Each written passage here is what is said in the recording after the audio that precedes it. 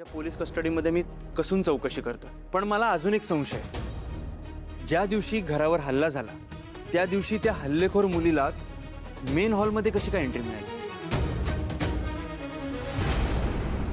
म्हणजे बरोबर त्याच दिवशी बंगल्याची सिक्युरिटी वीक कशी होती? त्यामुळे मला असं वाटतंय की त्या गद्दारांचा शोध घरातच घ्यायला हवा. नाही रुद्र, तुझा संशय अतिशय रास्त आहे. मला असं वाटतं की तू तुझ्या पद्धतीने पोलीस तपास चालू ठेव. तुम्ही काळजी करू नका, मी त्या वैशालीकडून लवकरच सगळं वधवून घेईन. सर, हा वैशालीचा विषय जरा बाजूला ठेवून मला तुमच्याशी महत्त्वाचं बोलायचं होतं, जरा वैयक्तिक आहे. त्याआधी ॲक्च्युली मला तुझ्याशी काही महत्त्वाच्या विषयावरती बोलायचं आहे. बस ना, बस बस.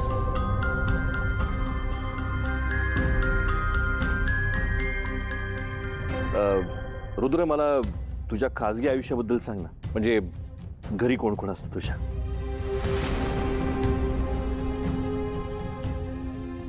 सर, मी अनाथ आहे. माझे वडील मी लहान असतानाच वारले आणि आई मागच्या 3 वर्षांपूर्वी मला सोडून देवाघरी गेली. त्यामुळे माझं असं म्हणायला माझ्या मागे पुढे कोणीच नाही आहे.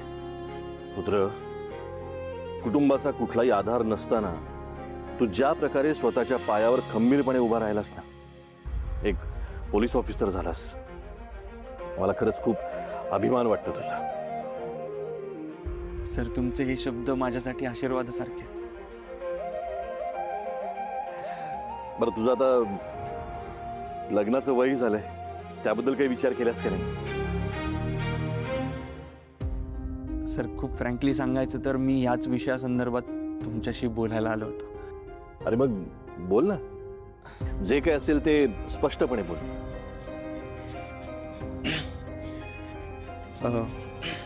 सर, ते असं आहे की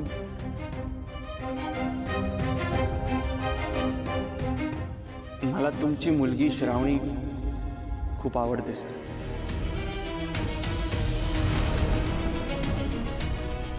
काय हा श्रावणीचा हात मागायला आलाय? मग आता मॅडीचं काय होणार? आणि माझं तिच्यावर खूप जीवापाड प्रेम आहे.